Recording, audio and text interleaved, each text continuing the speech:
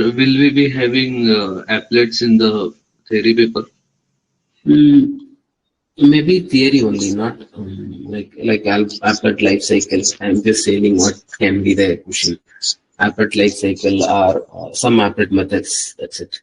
Because applets are no more working, so there is no use in learning that which is no more valid, right? So maybe just theoretically you can learn only the just basics. What is an applet and what are the life cycle of applet and what methods are there, just to know them. In exam, as I said, I can ask just the life cycle concept. That's it. No programs, nothing. Okay, sir. Because Yeah. Mhm. for the internal also, I thought that as there are non-existential means we can't practice them and don't do anything. So I didn't Mhm. study for applets. I think applet, I asked one question, which is which class can be used for applet. That right? I think that's the only question. Was there any other question? I don't remember that. So only one Uh-huh. or two or three Yeah, something. I think that was just a basic class question. Java.applet class. That's it, I guess. Yeah. Yes, sir. Anything else? Anyone? So, how much would AWT come in the practical exams? Practical exam, I will not have AWT. I mean, I will not include it. Is that fine? I may keep OOPS concept will be there, and then maybe a general Java program. Like as you tried in the internal, so it's going to be the same pattern. One will Yes, be sir. from OOPS, another one will be general Java. That's it. Okay, sir. Yeah. Anything else?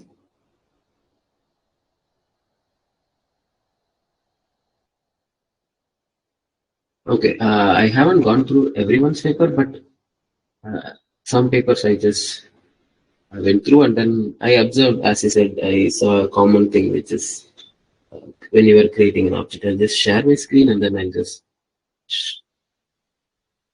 share my views. It's okay. Let's open a notepad. I hope you can see my screen. Yes. So what one thing I observed is that like whenever say let's assume this is a class hello, and then let's assume this has that whatever public static void main, all those things, and then opening brace, and then say this class is over, and then you are inheriting or you are doing any operation, whatever you're doing. Let's assume this class has constructor 2, which is hello, and then something.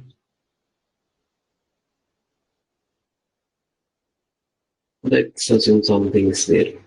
But whenever you are creating an object, right, how do you create hello and the object equal to new of hello, right? What happens here is whenever you create an object, this object is created and then the constructor is being invoked and it executes. Let's think from the last uh, internal text question itself. So I think for MTech, I just slightly modified it. Let's assume that there are two variables here. One is name, another one is age. Let's see, age.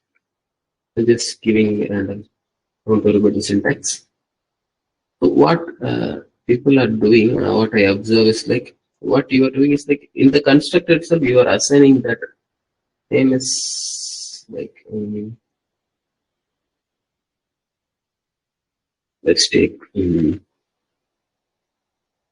Alex. Nobody is here, so I'm keeping Alex and age equal to 25 something.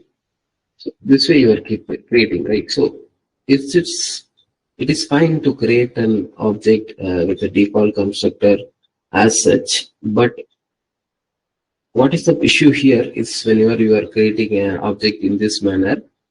So let's think this is one object, right? So if I create another object, object one, what happens here? This object also has the members with the same values. So this is not what we want, right? So we should never declare here, or we should never assign values inside any constructor.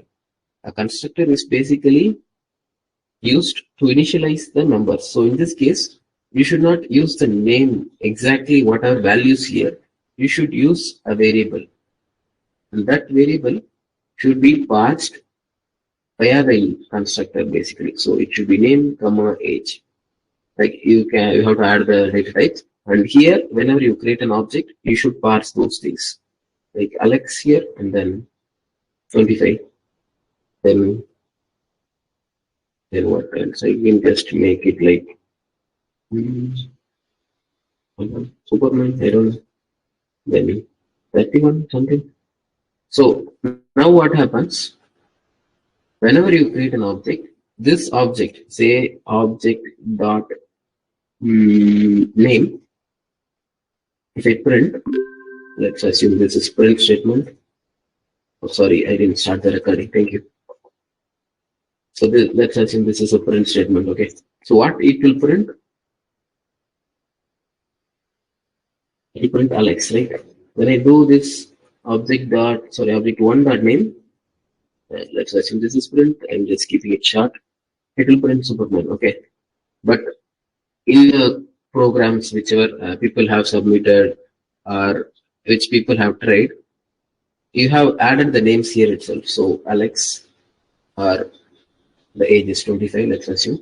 So whatever object, so in this case, let's assume this as per people have tried. So if this is the case, so how many objects, like I can create as many objects I want, right?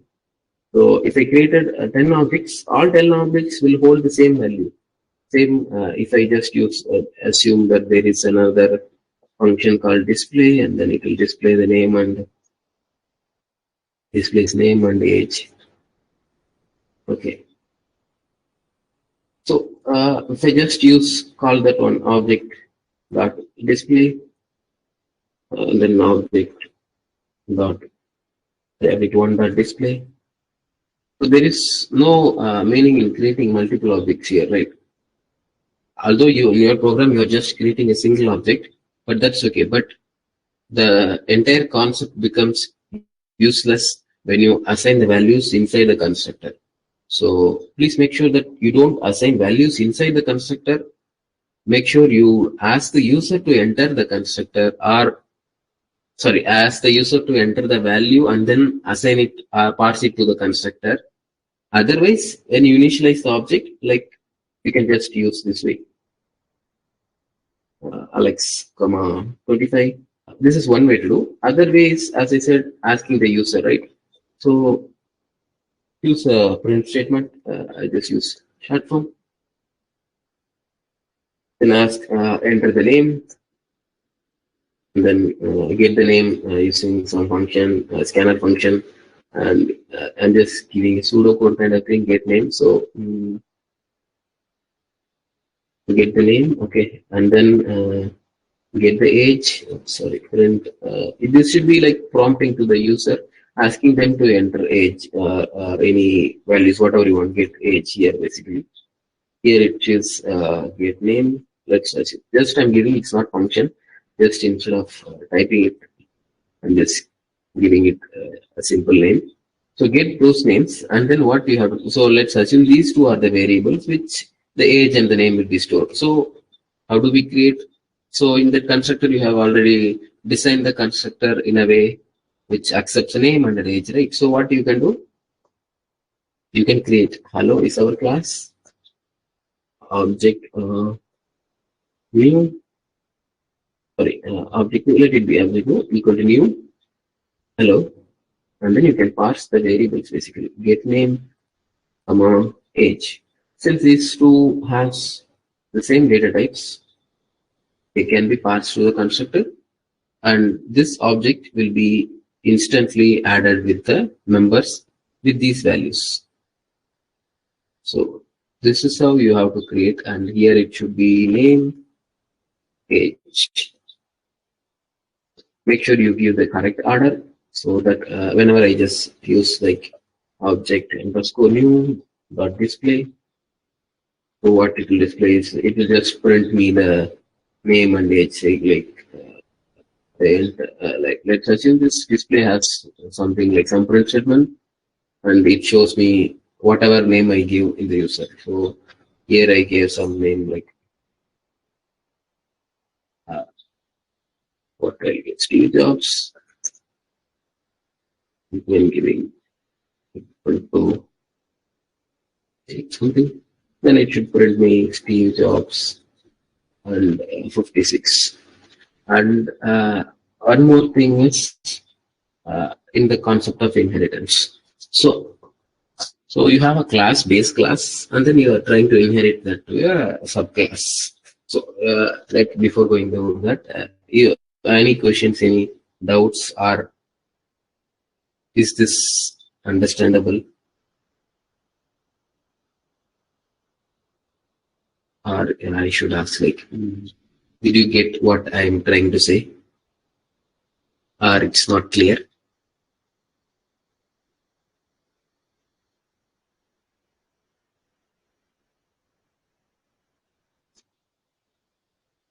Yes, I got it. What about others?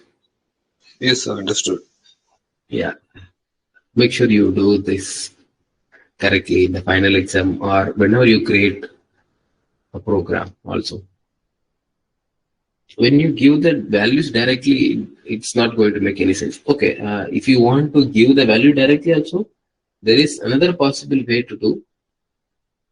One, as I said, passing to the constructor. Another one is getting from user.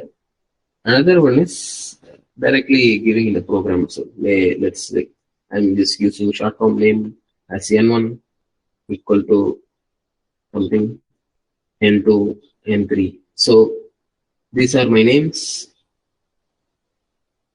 and a1 a2 a3 are my age. You can assign the values here directly. So we have multiple objects here if you think in a way. So what I can do is I can directly parse those values variables here, n1 comma a1. Same way you can use it for other objects also, like n2 and a2 n3 and a3. So this is one thing. Like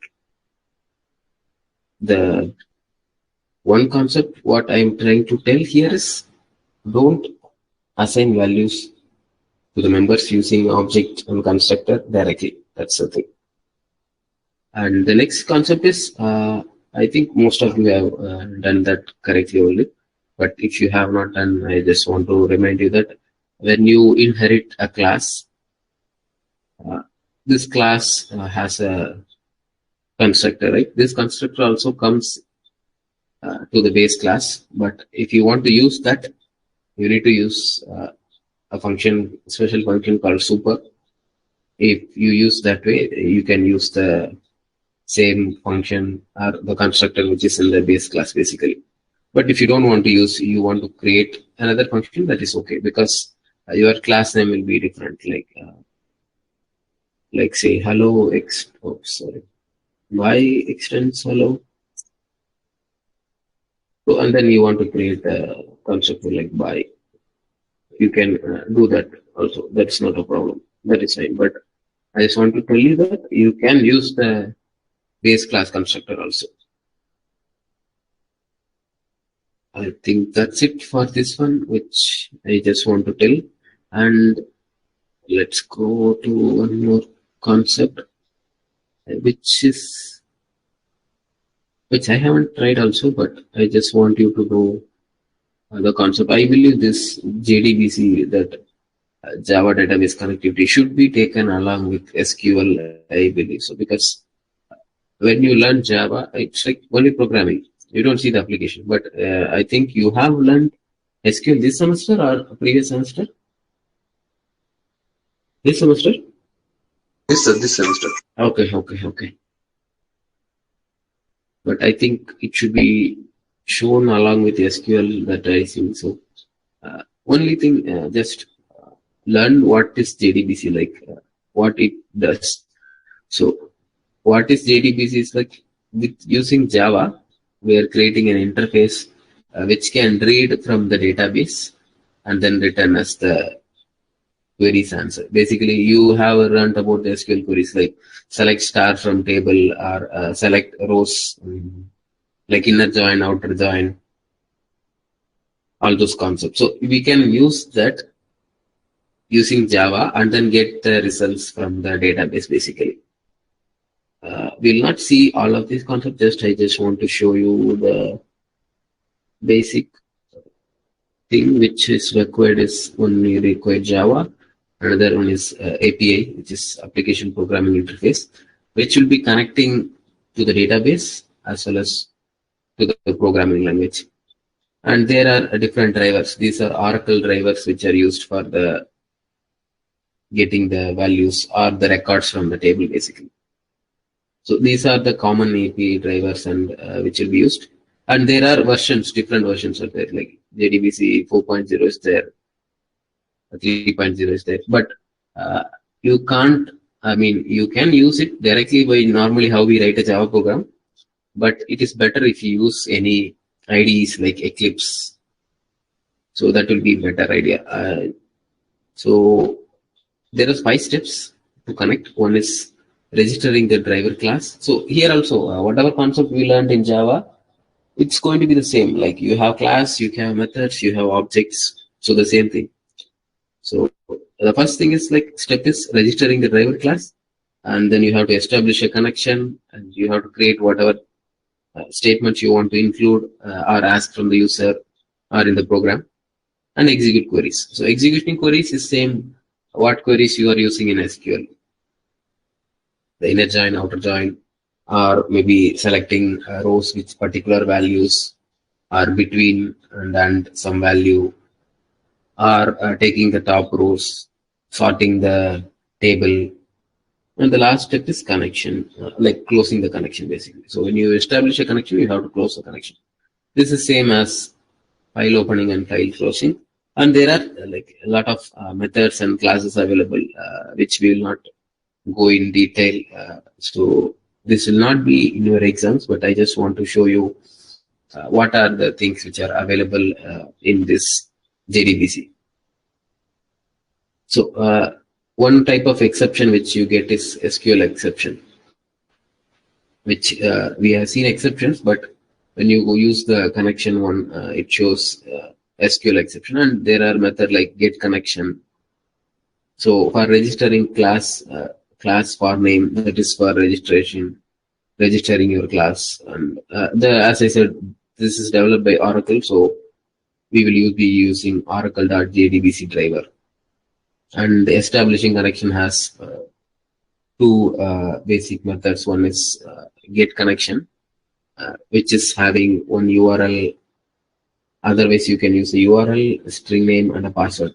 So here, URL is the database basically, and this will be your username and password. Maybe you might have seen in some database where they will send you username, password to log into a get a record. So that's how it is done. And to establish a connection, we have to use this connection class, and which is having a method like driver manager.get connection. So this is our driver, and then local host is our website, and system is our username, and password is password. It can be anything, just as an example, I'm just showing. And to create any statement, there is a method. In the sense like statement is a class. These are default classes which is available in Java. So we don't have to do anything extra, but one thing is like we have to import this Oracle JDBC driver class. So as we saw how to create an object, same way, but here the difference is con.create statement. That's how we create. And to execute any like results, any queries from the database, you can use result set. So here everything is taken as a query and result concept, same as in SQL. You can use the result set class and then create an object and what statement to be executed as a query. So this inside code, whatever it is, same as in SQL. Like select star from employee list will give you all the records, like all rows from the employee table basically. And until this is like next in the sense like until it is there is next available value, it just gets print here. It just prints the string value basically. RS here is the object, so it just gets the integer value 1 and then it goes on. And another method is to close. So after you get all the results, you have to close by using con.close. And there are examples which will not be going in deep.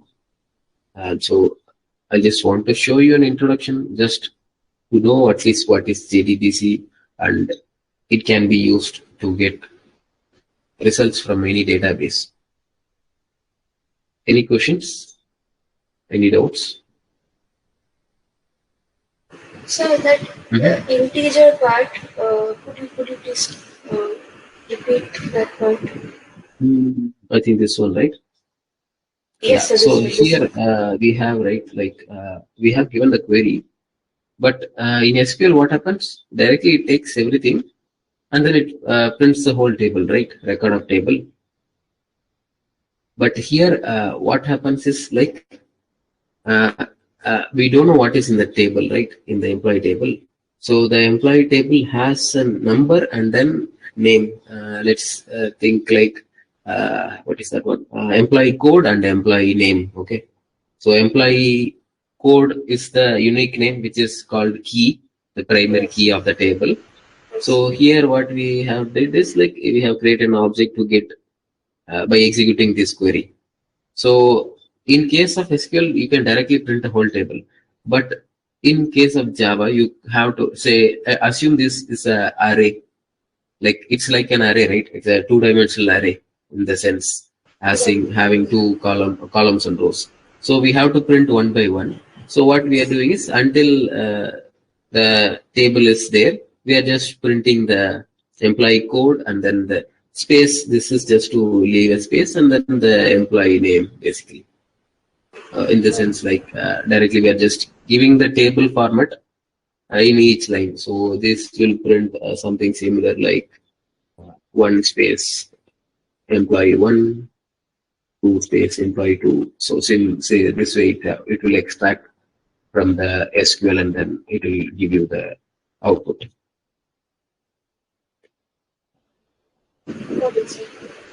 Yeah. We'll not see anything further since we don't want to look also, and I also don't know much. There are like queries and steps. If you are interested, you can look at it when you create any tool which you want to use Java as a front end and then run the script to get the results. So that way you can use this JDBC concept. I think, yeah, it is same only. There is 4.0 and then there is 5.0 here. Anything? Someone not sure?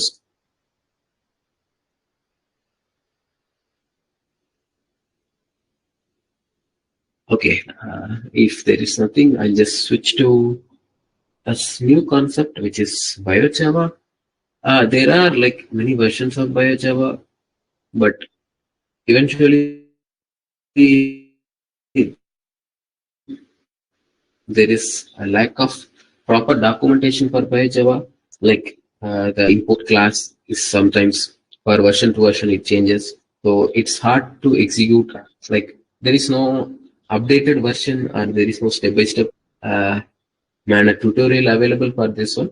But this is like very recently published. This for using BioJava, they have included how to visualize a structure along with the alignment and the phylogeny. So this can be built with BioJava, but when you look at the source code, they just lack what basically they require, because this seems BioJava is an open source project.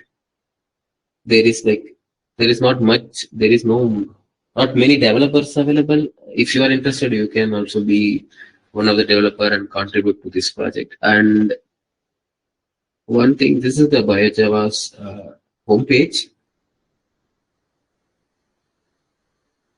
So it is useful. It has lot of classes, lot of methods, which is like predefined. So just using the methods, we can do a lot of things. But ideally, one thing is missing is they don't have enough documentation which will provide you which class to be used. And even when you try to install this one, I tried multiple ways, but ultimately, like most of them failed. Like I tried even using the jar file, but it was not accessible to run it. So same way as a API basically. So what this is going to do is application program interface. So with Java, can we able to do some bioinformatics analysis, or can we write, or can we develop some methods or some packages basically to see structures or to see alignments or to do some sequence analysis. Basically, that's what this BioJava mainly focused on. So as you see, the one is for protein structure, another one is for biological sequence, and this is the paper that I showed you. And if you look at the cookbook, this is the cookbook, like where they tell you what can be done, basically all the tutorial. But this is like for the release 4, but this is for 5. That is another thing. And even if you look at the GitHub page, they give you the instruction with Maven. Basically, Maven is another software, but it doesn't work as the way which we want to. But so we'll not look into that, but I'll just show you some class objects or same simple concepts for you. Could you please explain what is API? Simple say was it? Okay, API is. I can just maybe let me give API. I'll go here. So this is, where is that image? Yeah. Okay, I don't want to subscribe. So what is API is like, it's kind of a virtual interface in the sense. Now what I did, I just typed in Google, right? And I got the result, right? So how does this works? Is basically using search engine, right? So similarly, whenever we have a server or we have some database or something, so we want to access the data. So in that place, you can use an API, that is using programming language. You can access any database which is present remotely, basically, to get the data. So in API, we have specialized functions. Like, say in UniProt, let's assume this way. This is the image, like when you see, this is our local one. Just forget the right side part, web server and database. API is the part which we are looking now. So with the API from the internet, you can send request and receive the response from the other end. Other end essence, which will be any app, any database, or any server, anything. So APIs can be written in many programming language, Perl, Python, R. So APIs are predefined ones. Every database has an API. So NCBI also has an API. So if you look the Entra system, so they're calling it as e-utilities basically. Let's go to examples. So I think you will see CGI in Perl, but let's think this way. So how do you extract something from this example is like using Perl basically. So there is a module which is available. Let's not bother about that. So we want to get some queries from the database, but using the normal way, using the web way is difficult, right? You cannot fetch hundreds or thousands or millions of records at a time. But with API, you can do that basically. So I'm just defining it is a database as PubMed, and what should be my query, and which is the base URL which I want to search. So using that, I can give base is that this is the base URL, and then .esearch.fj query, right? So this is my database PubMed, and term is my term. What is my term? Asthma and look, I don't know, leukoterensis, and then year is 2009, and get the output. And then like here just they are just doing them formatting, and then we can write into a local file, or you can create your own database also. So this way you can use API, even every database API. Uniprot API is also there. Interpro is also an API. So programmatically, how you can access some resource from another database or any server basically. There are several types also. One is REST API, another one is SOAP API. So types are different based on your query. Sometimes they tell you what query you can use. So if I want to get by IDs, let's assume. Okay, yeah. So I can give basically, this is Perl programming, but almost the concept remains same. I can give the URL and what tool I want to use, and then what email address or whatever I want to give. And then from the file, I'm just reading the list of IDs I want to fetch from Uniprot.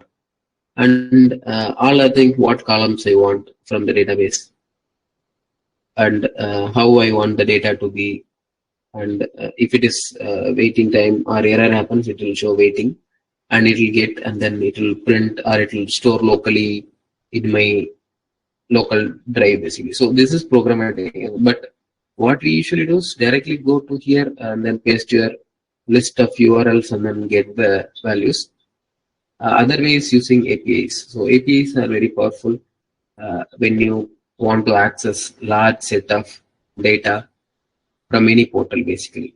You can create your own API also. In case of another database, string database also has an API, but I think that will be more clear.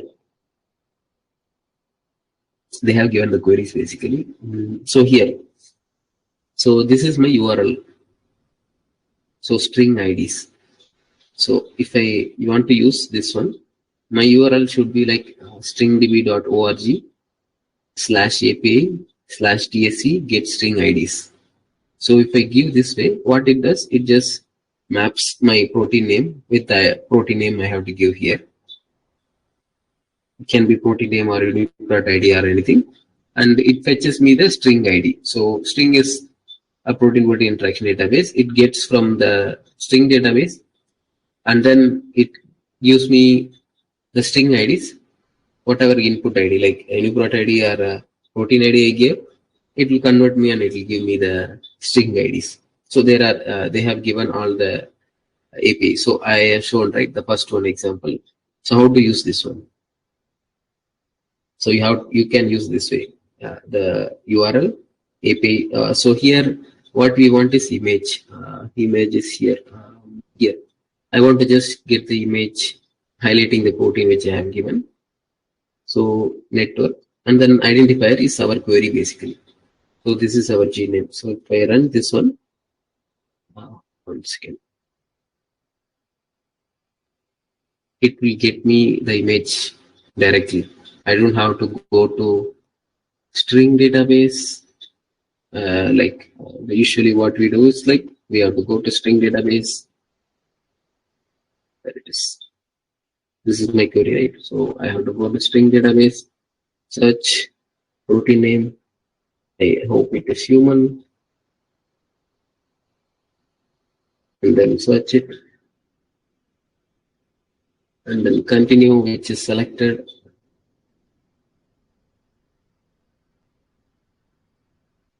So this is the thing, right? So I got this, but with programmatic access, I can directly just hit one URL. I'm getting the results. So that's an advantage of using an API in any place.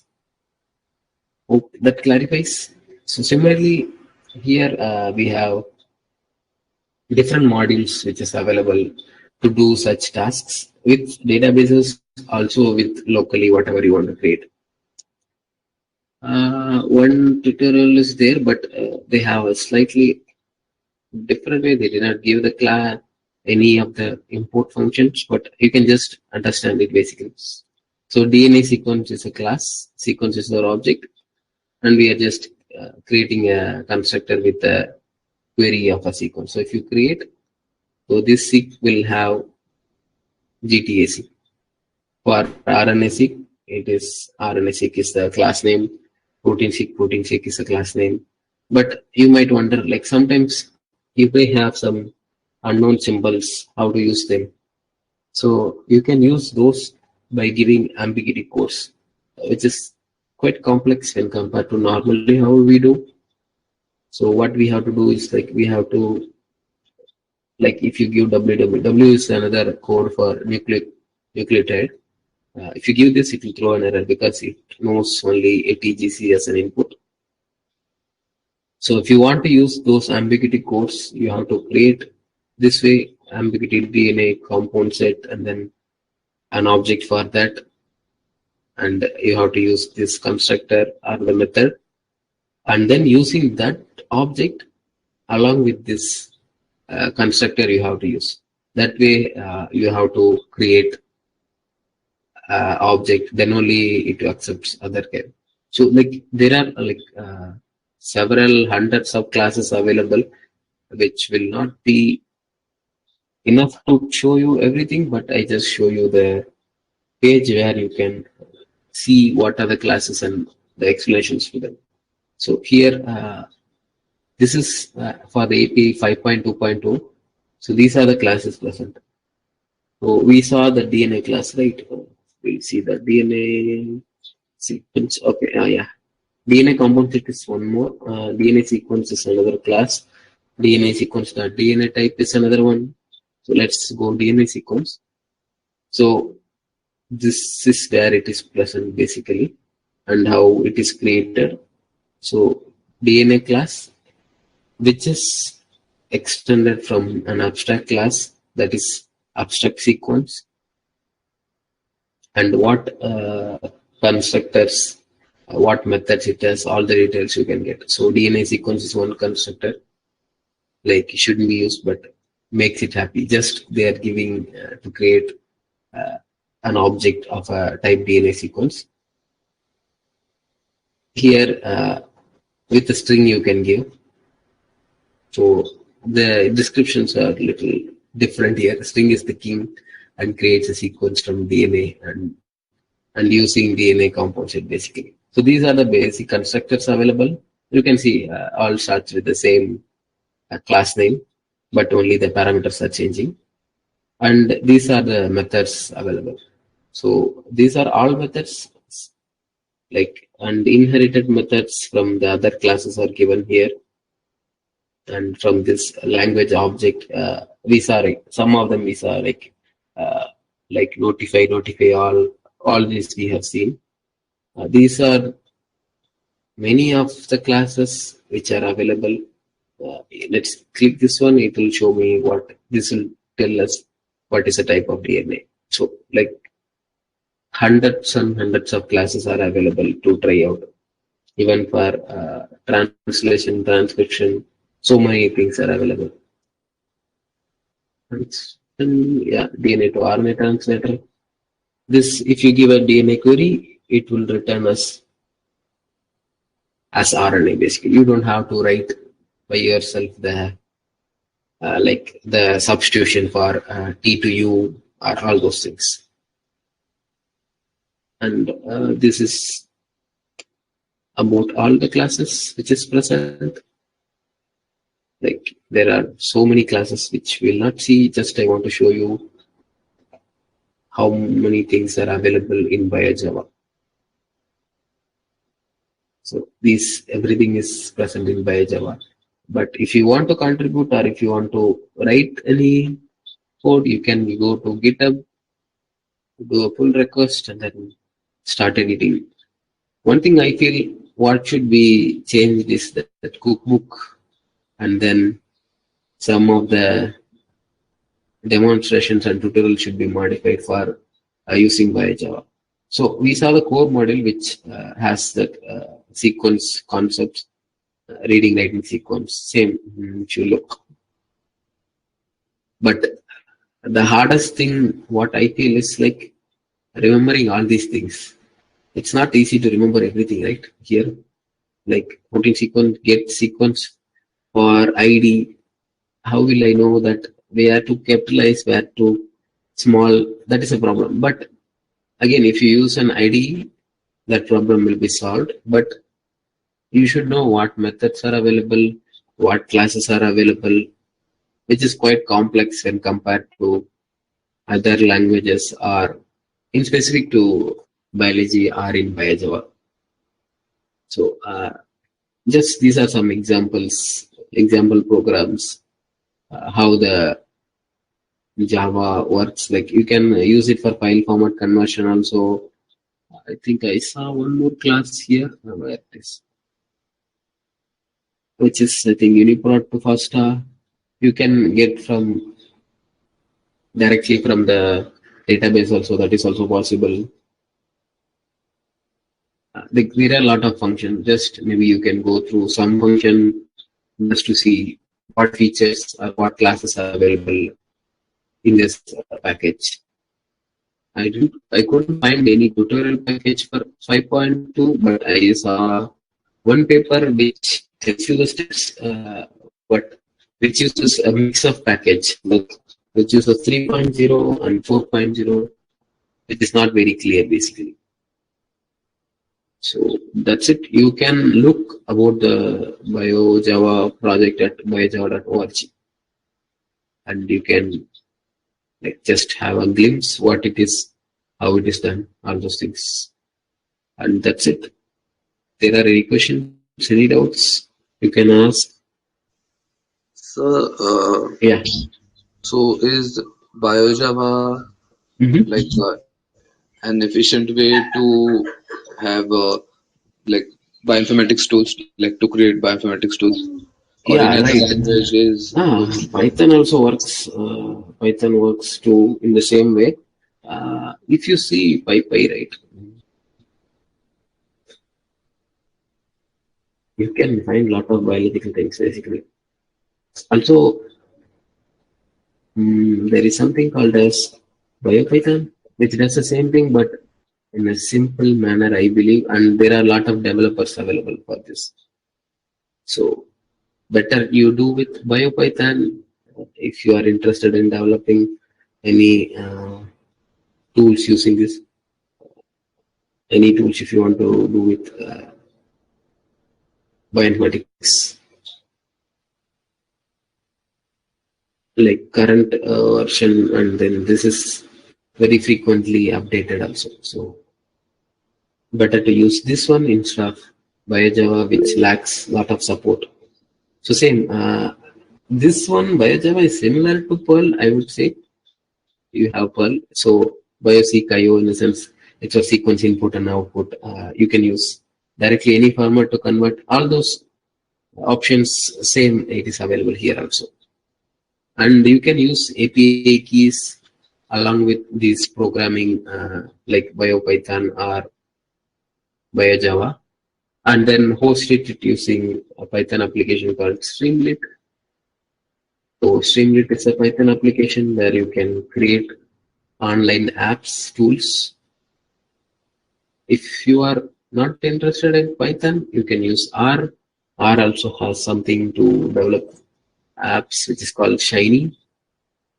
So maybe I'll show you some gallery. You can create apps which are online. So these are like Shiny apps basically. Maybe let's look at some app which might be interesting. Okay, let me go here. Okay, give the app. And Shiny gives, I think, 5 apps you can host freely. But for to host Streamlit, if you are interested in developing, you need to use something called as Heroku, or you have to have your own server. So that's it. Like, see, a few lines of code, you can create an app. Shiny, okay. Yep. So this is developed using R basically. So you can click and then like reduce. It should get updated, but I'm not seeing that.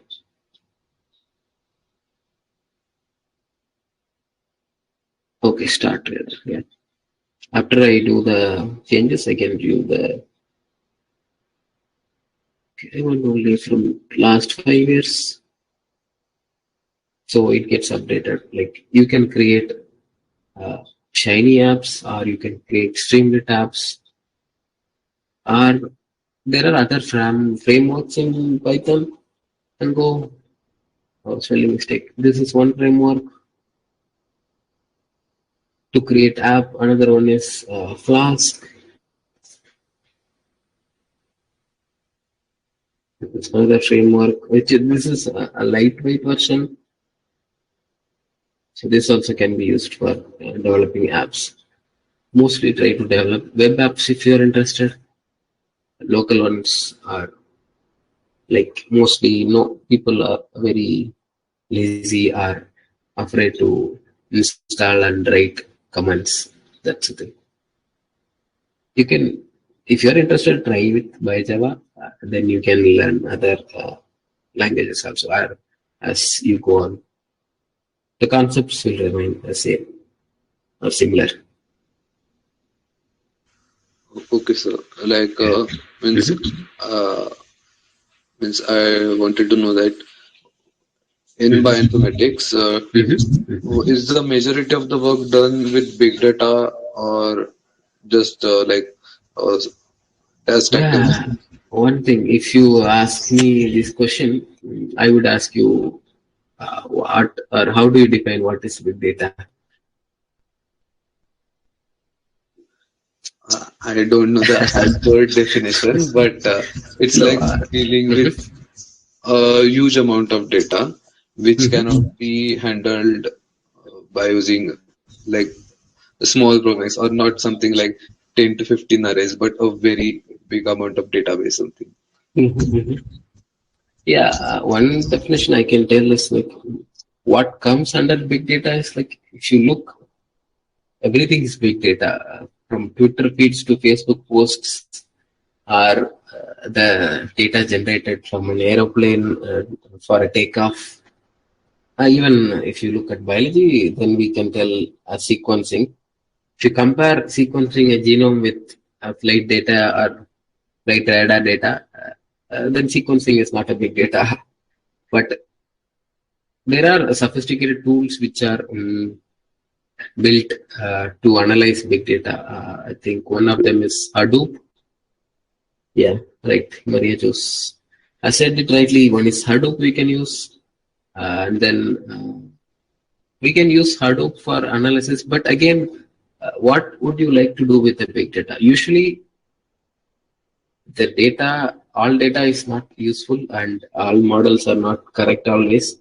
It's based on what you want basically from the data. Like you can classify the data structured, unstructured. So with usually with if it is structured, we want to know some insights from the data. Like you can do some. I think you have a paper, right? Data mining this semester, right? Or next semester? Next semester, sir. Okay, yeah. Okay, let's assume that there is some data. Like I can give you a classical example, which is called basket analysis. Which is widely used or widely deployed in supermarkets, which is same, which goes for even day-to-day use, from recommendation of videos to products from Amazon. So what basket analysis is like when they did store, I'm not sure what is the store name or what is the supermarket. So they took a survey of all the customers what they are buying. And then they found out that people who bought bread also bought butter. So, okay, so what you can ask, but they were placed in different places in the supermarket. But from the analysis, they identified, okay, this product should be together so that people can buy it there, or you can keep it at different places so that on the way people will tend to buy more things. So it's again about what you want to analyze. Even this basket analysis or association rule mining, which is in terms of technical terms, which can be used in biology also when you want to mine something, which is like two things are involved in same pathway, or two of the proteins have some interaction, and you want to find the missing link. All those things can be applied, but you need to have a past data or a history of data, which you are terming it as a big data. Again, what analysis we want to do is the first question. It doesn't matter what technology you use, what machine learning or statistics you use.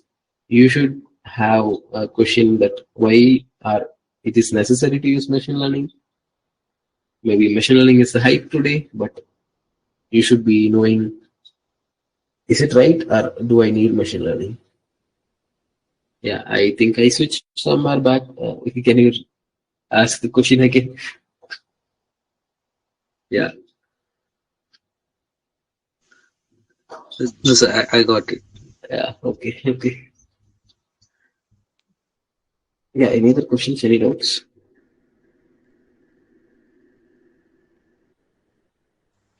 So actually, I had a doubt in AWT. Yeah. Yeah. So I was trying Canvas, Mm-hmm. but means I saw an example on the Java point side, and they didn't create any frame object, and they directly give the command, give the methods like set layout and set size.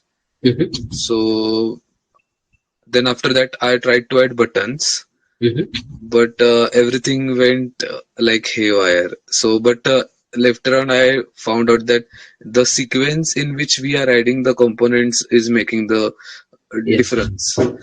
So, Yeah. it is very like means how to create a canvas within a frame. Again, this goes for everything. Like maybe if you know some concept of there is something called as grammar of graphics, basically, which is also now used in R as ggplot2. But the concept says you like in a layered manner we will be adding all one by one.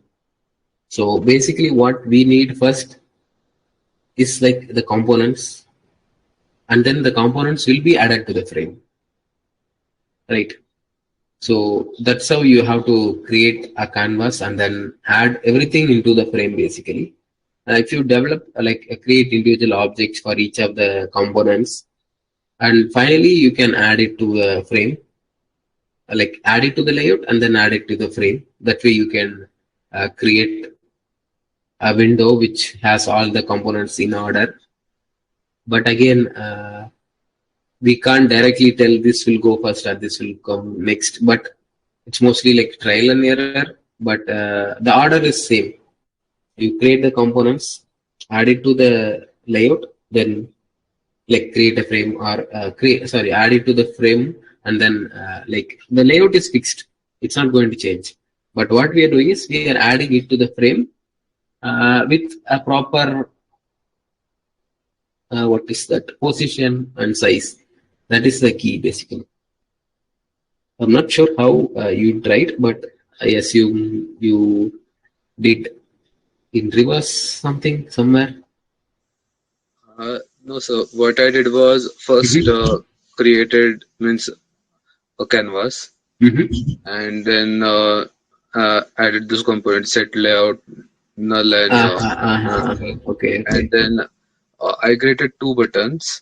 One was clear and other was close, or else the window wouldn't close. Okay. And so in the adding section, what I did was I added the canvas and then the two buttons. Okay. So when I ran it, So what it was coming like the entire window was the clear button. Oh, okay, okay. And even if I change the size Size? of the window, it used to spread. Ah, So then mm, I changed the whatever the means changed the order. First I did the canvas. buttons and then the canvas. Mm-hmm. So then that worked neatly. I will put the code in the GitHub. Yeah, sure, sure. Yes, sir.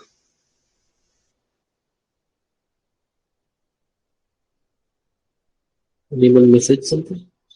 Okay, same message. Any other questions? Anything else you want to discuss?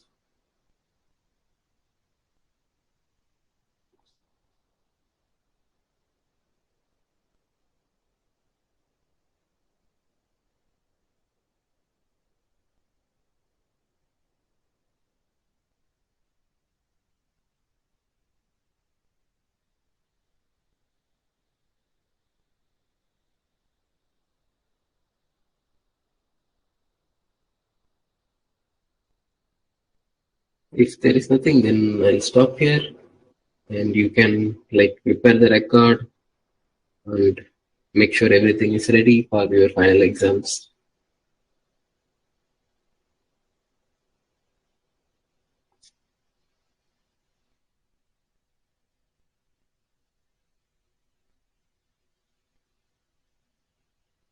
Anyone has any questions, any doubts, anything?